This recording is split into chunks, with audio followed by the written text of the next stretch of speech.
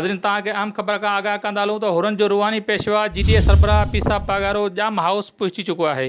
जाम house जाम ज़ुल्फ़कार सां मुलाक़ात करे रहियो आहे। इन मौक़े ते NA 216 खिपरो जो GDA जो उम्मीदवार किशन चंद पारवानी पिणु मौजूदु आहे ऐं ठाकुर नज़ीर बि उन वक़्तु पीसा पागारे वटि मौजूदु आहे ऐं मुख़्तलिफ़ मसइलनि ते ॻाल्हि ॿोल जारी आहे। जी नाज़रीन तव्हांखे ॿुधाईंदा हलूं त हुरन जो रूहानी पेशवा पीसा पागारो हिन वक़्तु जाम हाउस ते पहुची चुको आहे जिते जाम ज़ुल्फ़कार सां मुलाक़ात करे रहियो आहे। इन मौक़े ते NA 216 खिपरे जो उम्मीदवार किशन चंद पारवानी बि वेठल आहे ऐं टंडो अलायार जी अहम शख़्सियत ठाकुर नज़ीर बि मौजूदु आहे।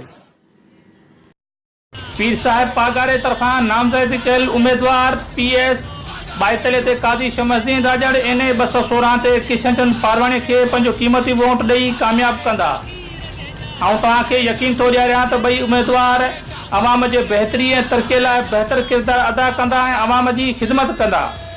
संदनि इंतख़ाबी निशान तारो आहे। तारे ते मुहर हणी सचाईअ जो सबूत ॾींदा। पारां फ़क़ीर पांधी राजड़ ऐं फ़क़ीर साबिर अली राजड़ तइलको खिपरो। पीर साहिब पागारे GDA तरफ़ां नामज़द कयल उम्मीदवारनि PS 42 ते काज़ी शमसुद्दीन राजड़ NA 216 ते किशन चंद पारवानी खे पंहिंजो क़ीमती वोट ॾेई कामयाबु कंदा।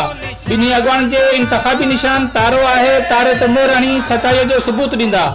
हिन ॿिन्ही बहादुर अॻवान जी कामयाबी तव्हांजी पंहिंजी कामयाबी आहे। पारां फ़क़ीर हाजी मीर मोहम्मद राजड़ गिरोड़ी पेस्टिसाइड गिरोड़ी dairy farm and cattle farm तइलको खिपरो।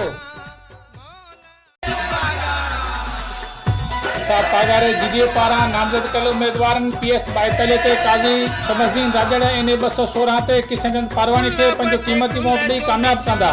ॿिन्ही अॻवान जी कामयाबी तव्हांजी पंहिंजी कामयाबी आहे। संदनि इंतख़ाबी निशान तारो आहे। तारे ते मुहर लॻाए सचाईअ जो सबूत ॾींदा। पारां मोहम्मद मलूक पहोर अॻवान फंक्शन मुस्लिम लीग तइलको खिपरो।